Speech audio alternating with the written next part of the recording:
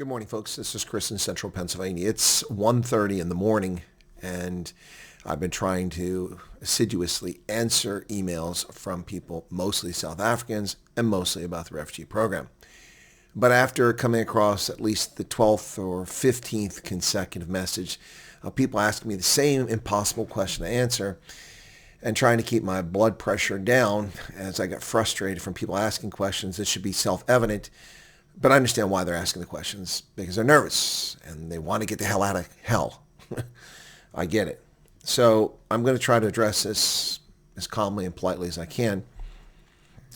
I keep being asked, we've done the medicals, or we've done this, or we're booked, or we are all done. We have a provisional approval. We have a conditional approval. We've gone through everything, or this far in the stage. Will we be part of the 7,500? Well, how can I possibly answer that question? And if I tell you will be and you're not, you're going to be mad at me. But all things being equal, use a little common sense here, folks, okay? All right. The fiscal year started on October 1st. The president's determination says that the 7,000, the 7,500 are mostly Afrikaners. So of the 7,500, about 7,000 are going to be South Africans. If you are already processed and waiting to go, we know that a week and a half ago, the Washington Post reported that 700 South Africans had been processed and are waiting to travel. So that's 700 people that are coming. They will be part of that 7,500 or 7,000, whatever figure is going to be for South Africa. So that means you've still got another 6,300 slots. Do you honestly think there are 6,300 people who are also as far processed as you are? I mean, use a little bit of common sense here, okay? If you've done everything, you have a provisional letter, then you're going to come over, unless they find something in your background that would stop you from coming over. All right?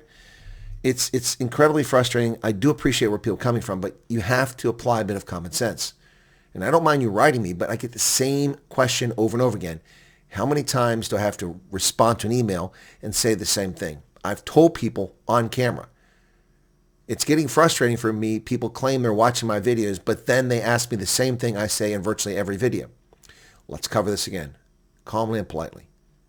The president has determined that 7,500 refugees will be admitted in fiscal 2026, which began on October 1st, 2025. The number of refugees who have been admitted to America in the first month, 0. So you have 11 months to execute 7,500 refugees coming over here. Okay? The Democrats show no signs of agreeing to approve a flat spending bill. Therefore, we're stuck.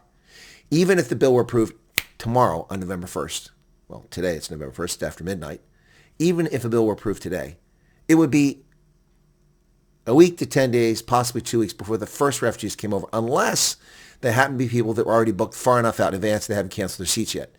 You see all the complications and permutations here? That's why you're asking me an impossible question to answer. And you put me on a spot. And I'm trying to be helpful to people, but you put me in an impossible spot. You need to engage common sense on your end, okay? So if I tell you that no one will come over for 2 weeks after they sign a bill, and then someone comes and goes, aha, see, you lied, why it's wrong. Someone will say that. It's not what I'm saying. I'm saying that's how long it will take the government to get people back in the pipeline. But if they're prudent, and I believe they are, they've booked people for the middle of November, the end of November, December, and they already have flights for them booked or seats assigned, planning to put people on those flights. That's how I would do it. I can't confirm if that's the case. So there's a very real possibility that if the bill is signed next week, that a couple days later, the first refugees start arriving. That's a possibility. 700, about 10 days ago, according to the State Department, were waiting to depart. That number is probably over 1,000 now, maybe 1,200. But as many as 7,000 or possibly a few more will come over under this cap. Okay? So if you are already processed, you've been interviewed, you have done medicals, and you have a provisional letter, why are you asking me if you're coming over? Unless you've done something or something crops up, why would you not come over? There aren't 7,000 people ahead of you. I don't understand why people are asking that question other than their fear. I get that, okay? So folks, take a deep breath. If, however, you're a draadsitter and you've just now decided to submit a statement of interest, well, I can't promise you anything because there's a long queue ahead of you and a lot of people have been getting processed long before they get to you. So if you've waited 8 months to decide you want to participate in this program, who knows what will happen. But if you've already been contacted. Now, for the people who put in a PRM email, or more to the point, those who put in a statement of interest from May 12th going forward, and you haven't heard from anybody, I don't know what to tell you. And I have empathy for you, but I can't fix anything. I mean, people keep writing to me, can you get me the front? I don't work for the U.S. government. I don't. Intentionally. I chose not to work for the U.S. government. I did my time of penance. I worked for the U.S. government for 36 years in uniform. I've had enough. Unless someone wants to appoint me an ambassador or a secretary of this or secretary of that, I'm not interested. Or someone pays to run me for the Congress, then I'd do that. But not interested in being in the bureaucracy of the U.S. government. I can make a lot of money, but I'm not interested, so I sit back and not do it. I cannot get you to the front of the queue. I cannot intervene in your case. I have a limited ability to influence things because I do know some people that can reach out. But that is a bridge that's been burned by ungrateful South Africans who were trapped in South Africa. And I reached out to help them get to America, and they never even told me they came to America. I had to find out about it because she started posting on Facebook. Talk about ungrateful. So even if I was inclined to help people, imagine after that experience and a couple more like that, why would I help people? Because people use me. They use me as a person to attack because of my appearance, because they're bigots and racist. They use me because they want something and then they disappear, and not even a thank you, you know? So I don't know what to tell you about that, but I kind of digress on that. Back to the point.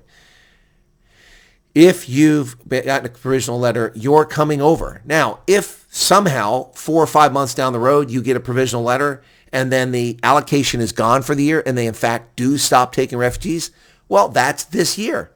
You have a letter. Be patient. Be calm. Continue your life. What has been my advice all along? Continue to live your life until you have a plane ticket. Until then, nothing means anything. You're not approved. You're not coming. You got a letter. Until you got a plane ticket, you're not here. So continue to live your life. Otherwise, you're just going to be frustrated, disappointed, living your life in angst and fear. And I can't help you with that. That's a personal choice for you. So 5 or 6 months from now, you get a letter, and we've reached the 7,000 or 7,200, whatever it's going to be, of the 7,500, then you won't come unless the administration allows people to come, which I can't predict. I don't serve in the Trump administration. They don't want me. I tell the truth too often, and that doesn't work well in politics. So, but people asking me in October who've already done the medicals and have a provisional letter, are you going to come over? Of course you're going to come over, unless you've done something. Please, folks, engage a little common sense. All right? Thank you for your emails, but I'm not going to sit here and stay up till 4 o'clock in the morning answering the same question over and over again. That's the purpose of this video. All right? So if you sent me an email and I've read it, you don't get a response, and it's about this topic, this is your response. Okay? Thanks, folks. Cheers.